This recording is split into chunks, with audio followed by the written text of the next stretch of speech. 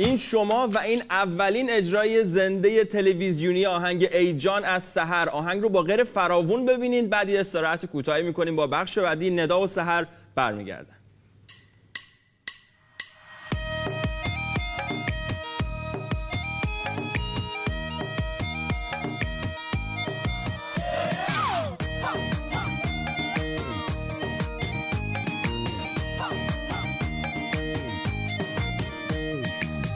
آسمون نارنجی، ابر شدن تیره، چه غروب خوش رنگی دلم داره میره.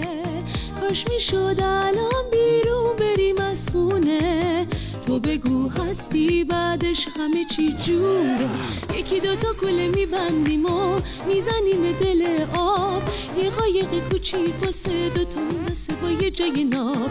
گرمای استواییه لبخند دوتامون، انگاری که شروع شده سفر دور اروپامون. ای جان جان با تو هر آن با تو مبهود میشم، میدونی اینو یا نمیدونی تو؟ جان جان با تو هر آن با تو مبهود میشم، میدونی اینو یا نمیدونی تو؟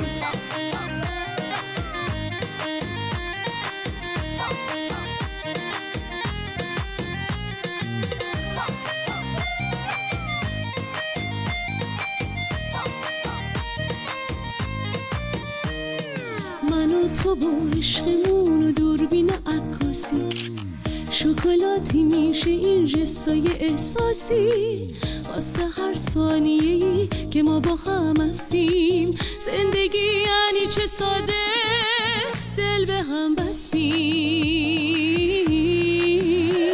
ای جان جان با تو هر آن با تو مبهود میشم، میدونی اینو یا نمیدونی تو؟ جان جان با تو هر آن با تو مبهود میشم، میدونی اینو یا نمیدونی تو؟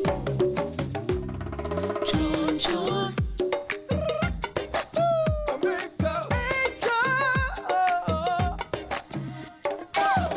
جان جان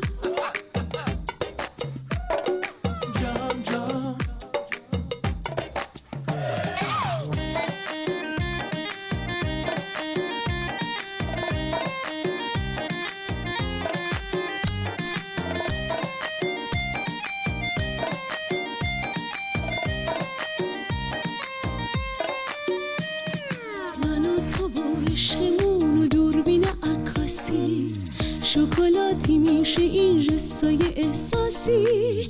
واسه هر ثانیه‌ای که ما با هم هستیم، زندگی یعنی چه ساده دل به هم بستیم.